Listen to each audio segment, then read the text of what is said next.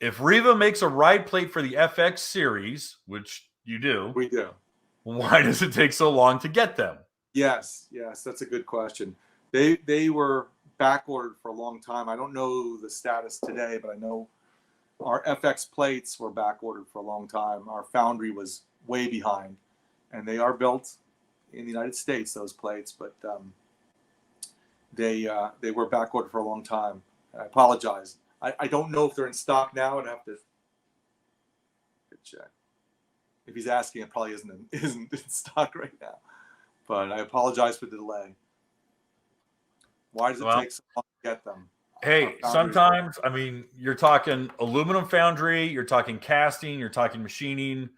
There's a process, and then of course powder coating, because Riva powder coats its products. So there's a process to it, and then the hardest part is, aluminum foundries in the U.S. and right now the automotive aftermarket is having just a hellacious time with aluminum foundries because so many of them were out of California, city of industry. Edelbrock, a lot of performance aftermarket companies were there, and just the current political environment and the current economic environment is not terribly favorable towards American manufacturing. So when batches come through, they typically get gobbled up very quickly. So, overall, I can say that our fill rate on Riva products is better this season than it's been in 5 years. Like we're really good. We're doing really good. Everything isn't perfect. We're always out of something here or there, but our fill rate is excellent compared to what it's been like over the last 3 years. In addition to that, Kevin, I don't know if I told you this, but we have just about completed a new production facility at Riva, which is a 12,000 square foot building specifically for the production of Riva racing parts. Really? You're gonna have to tour next time you visit us. Yes, sir. It's right now. It's all cinder block, and we don't have it finished inside yet.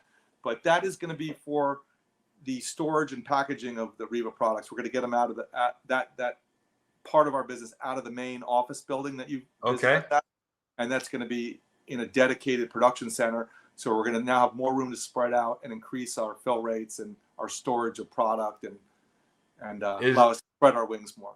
Is that the off-site center the warehouse that we did a couple? Okay. All right. So it's built on the campus of our PDI center where you and I have done some videos.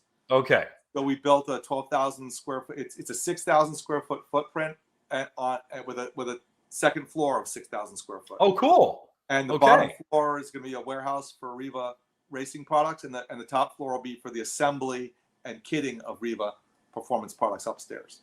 Okay. Well, that's gonna free up a lot of room, and that's also going to help with just expediting that process. So that'll be really cool.